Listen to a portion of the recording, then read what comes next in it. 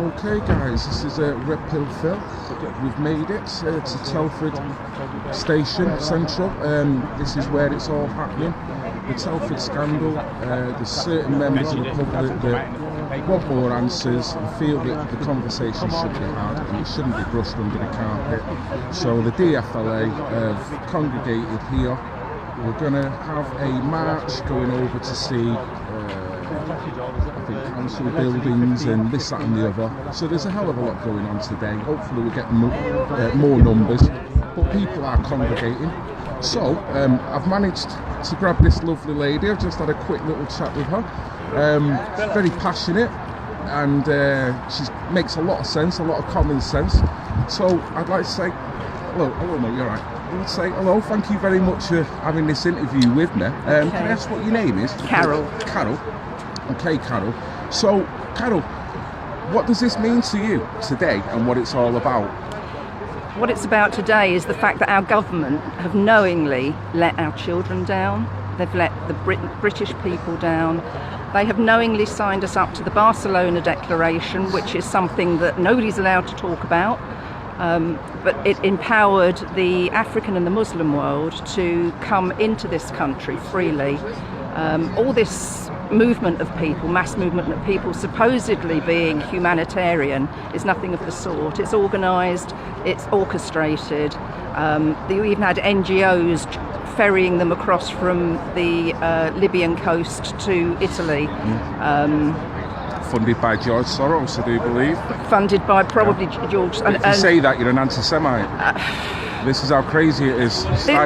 Political correctness is an absolute nonsense. Mm-hmm. You know, if we can't discuss the major issues that are upsetting this country at this moment in time, then I don't know where we go, but keep trying to shut down free speech. Yeah.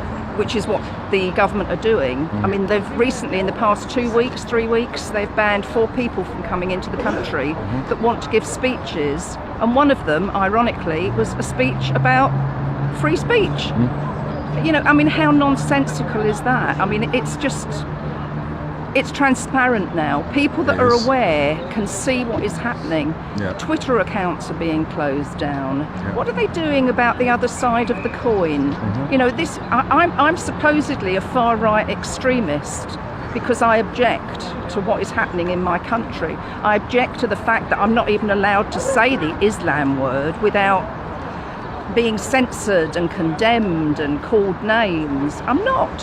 It's a climate they've developed over many years. It's been very subtle. It's been building and building and building. I'm obviously an older lady. I won't give you my age, but I'm an older lady. You look very well on it. And I've seen the changes. I've seen how we've been suppressed, how things have got to the stage where we can't talk about what we want to talk about.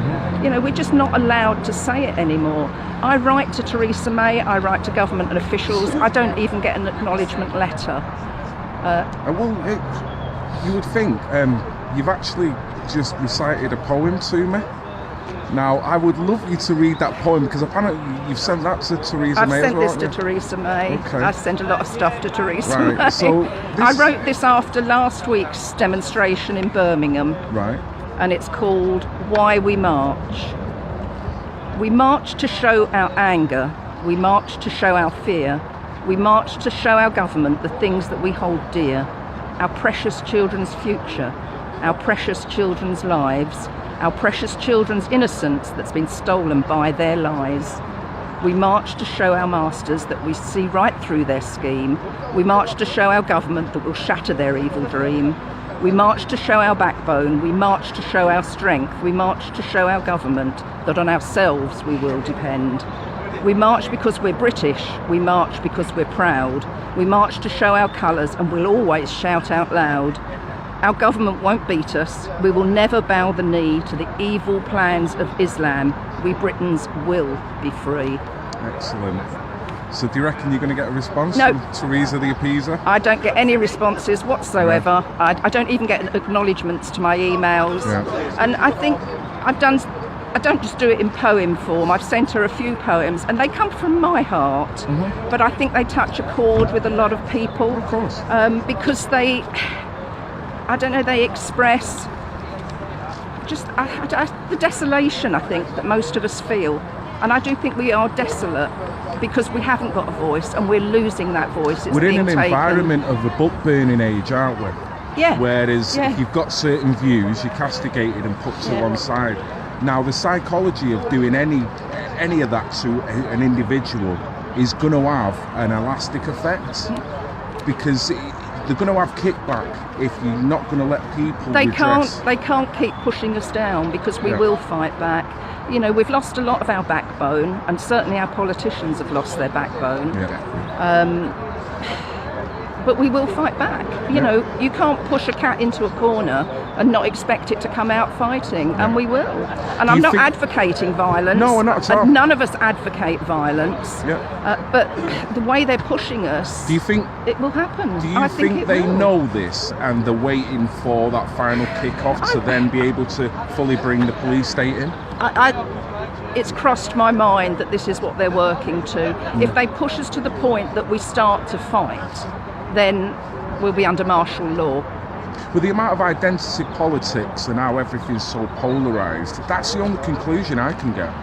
It's the polarisation that I don't understand. Nobody can debate and talk anymore. And part of that is the closing down of free speech. It happens on the university campuses. You know, they had their little safe spaces where, nobody must upset them. With crayons and teddy bears. These are people that are going to be ruling the country in 10 or 15 years' time. It beggars belief.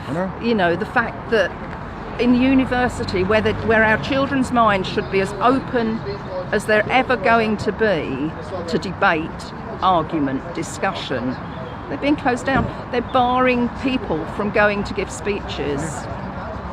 I mean, where does that end? If you're going to close opinion, then all the ingenuity that we've come to take for granted over the years, all the major speakers, engineers, it all stems from This is where opinion. Good ideas come from. Exactly. Good ideas come from debating. Exactly. I've got a good idea, mine's better. Let's talk about it, let's refine it, let's make it one really good idea in the middle. Brilliant. It doesn't happen anymore. No, because you're being closed. No, it's a narrative. because the left are closing down anybody that doesn't follow their agenda. So what kind of society do you end up with when that's Well, we're what already happens? seeing it, aren't we? I mean, the behaviour of the left, Antifa and all these others, I mean, why that isn't a proscribed group, I don't know.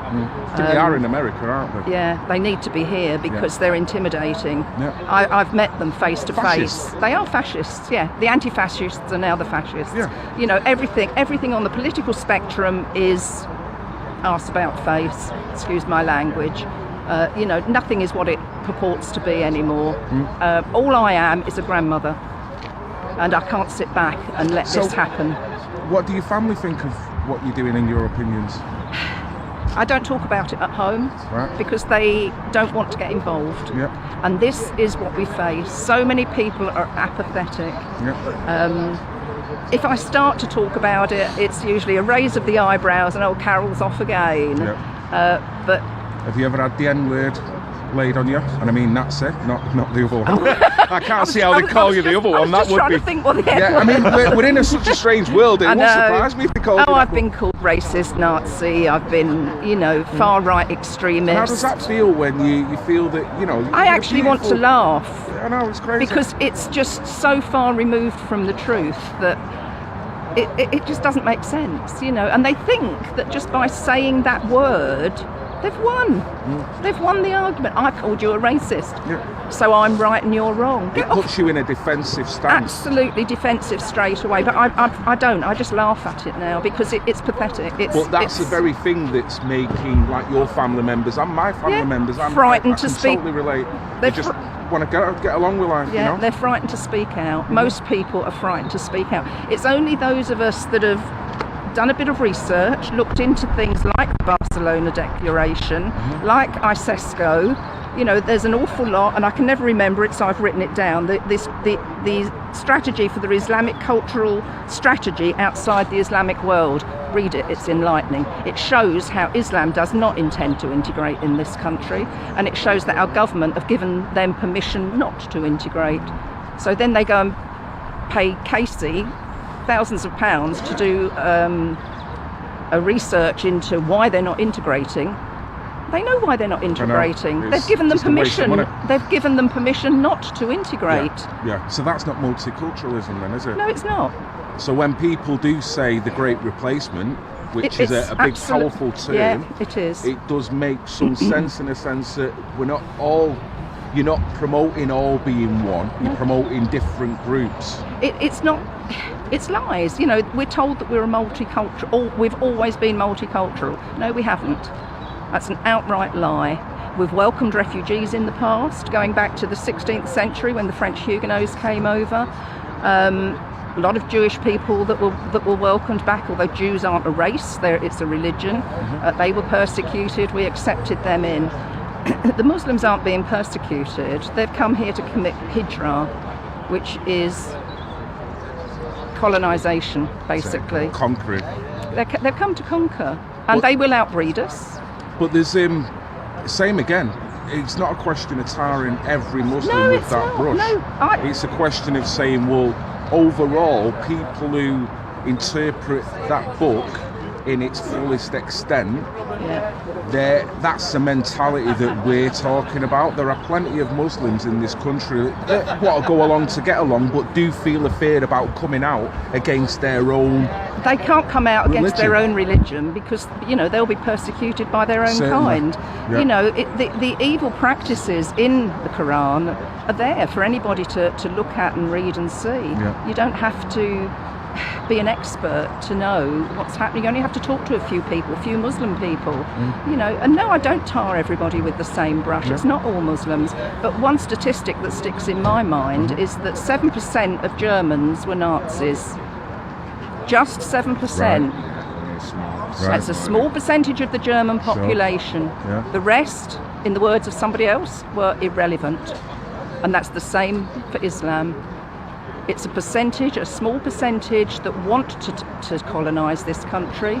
It's not as small as you think.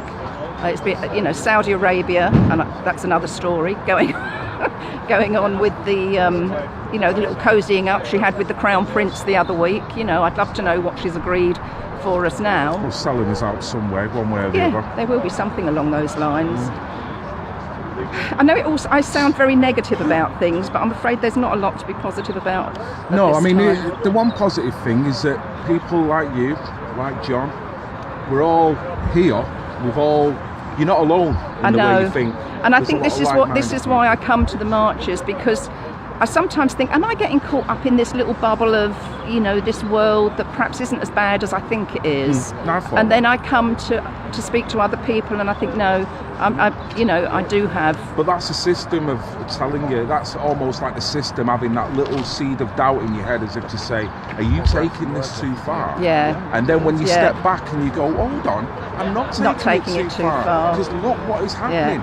From what I've been, from the years of me growing up, and all the different, areas that I've been through when my growing children were growing up, or when they were in their young teens, if they went out, or teens, when they went out for a night out, I'd say to them, if you get stuck, get a taxi, Mum will pay when you get home. Right. I wouldn't say that to my kids now. Yeah. I wouldn't say it to my grandchildren. It would be, I'll turn out, even if I have to get out of bed, I will turn out, because I wouldn't trust them in a taxi. Concerns. Yeah.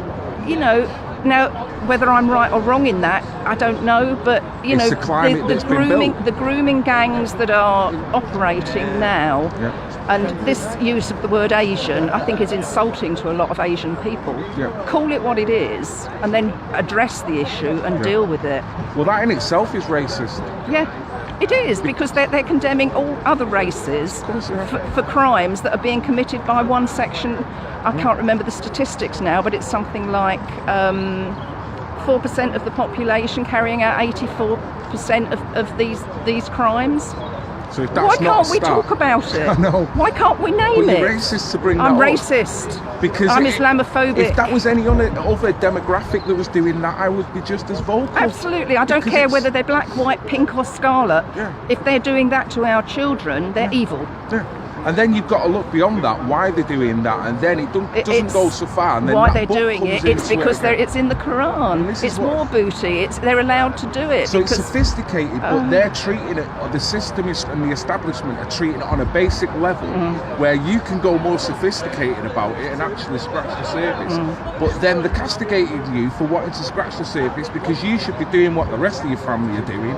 And just enjoying my retirement. And just get on with it and just watch the destruction of your country. I won't be here to see it. Well, this is it. I won't be here to see it, but I can't not fight because I can't face my grandchildren and know that I did nothing. Exactly. So what would you think about the Home Office coming out and saying basically we're not going to do an inquest into what's gone on here at Telford? We're going to leave it to the local council pretty much, if I understand it right? The thing that gets me with inquiries is that over the years you hear something on the news and all they say is we're going to have an inquiry. And then the conclusion of that inquiry that's cost millions of pounds is we mustn't let this happen again. Every inquiry, inquiry, we are spending millions in this instead of paying the money at the grassroots, putting more police on the ground to deal with it, more of everything else. No, we'll pay these highbrow people to carry out an inquiry, and we know what the conclusion is before they do it. It must not happen again. And it happens again. We need to name and shame. Absolutely. Drag out everyone. Yeah, but the councillors here have been reinstated, haven't they? Really? I think I saw. I've not checked it out, so don't quote me. I've not checked it out, but some of them I think have been reinstated. No. Because it's the care like system, it's the police, it's the judicial system, it's the whole gamut of our establishment. Because it's sick and it's evil. It has to involve a cabal of people. Yeah. There's various reasons why they've allowed it to happen. I'm not saying they're all in on it and they're actually taking part. Are they really too scared to be branded as racist? Is that really the reason? Is that truly the reason? Well, this is it. That's the question. Because if it is, it's bloody pathetic. I think there's appeasement. I think people, like you say, Saudi Arabia, the fact that we're taking money off certain states brings that appeasement that we can't talk about it. Mosque being popped up that document that I just said is there. It spells it out. It's all relevant to this spells argument. It out. But they don't want people to be that informed. No, that's what I get. No, they don't. Because if they had programmes out talking about this, laying it all out, as if to say, well, there's a fair side to all this, I'd be up for it. Yeah. But the fact they don't discover this, and it takes you and I, when we should be living our lives, but you're taking the time out to research and look into things. I do. I don't just take a Facebook quote and accept it as gospel. I will go away and I will look up and I will try to find objective sources. There are too many intelligent people telling us what's happening. They're not all, I know they want to brand football lads as hooligans and, racist and all the rest of it. There's too many intelligent people out there telling us what's happening. They can't all be wrong. So what do you expect from today then? Last question. Do you expect a positive event? I think it will give us all a bit of courage to speak out further. Will it achieve anything? I don't know. I think the agenda's too heavily set. Informative, if there's any positivity out of it, the fact that doing this is informing other people that there's certain people that are not letting it lie. We need to wake people up for sure. These protests need to be by the tens of thousands, not just a handful of people. People have got to get off their sofas, they've got to get off their keyboards, and they've got to put their feet on the pavement. Does it take your own kids to be involved in this before you're prepared to speak out? Thank you very much for this interview. You've done brilliantly, absolutely brilliantly. You're not going to turn it off? I'm turning it off now. Okay, I'll turn the camera. You're not going to show it all, are you? You not want me? Well, let me just finish it. Because it's loads. No, I thought that was a brilliant interview. Oh, look at you, bless you, you're getting all shy. You've actually done a brilliant interview there. We've had a top conversation. That reciting of the poem was absolutely fantastic. It come across so well, and I'll be very surprised if we get nothing but positive comments from that, because it's showing the demographic of what the different people here. We're not all just But I'm just a grandma. You know, I've never been involved in politics in my life. Yep. I'm retired. I should be enjoying my life. I should be enjoying my grandchildren. Yep. And I can't because this consumes me now. Yep. I've got to get people aware of what's But that's your going moral on. compass kicking in, though, isn't it? So there's nothing wrong with that. And the establishment's selling it's wrong, but as far as everyone here is concerned, you can see, oh, there's more numbers all of a More now. sudden. Yeah, that's Brilliant. good. So thank you very much for that You're interview welcome. anyway. Okay, guys, this is Red Pill Phil. How you feel, mate? Brilliant, mate. Just finish Glad this to meet you again, mate. Nice one. Yeah, Red Pill Phil. Hope you like and subscribe. Jesus, kicking off there. There you are. So the numbers are great. There's more, it's getting lively. So no doubt there'll be more interviews as the day progresses. So fingers crossed, guys, this all comes across as one positive event. We're speaking about something that's very serious, so like and subscribe, more to follow. Red Pill Phil with you all, even as an ages. See you.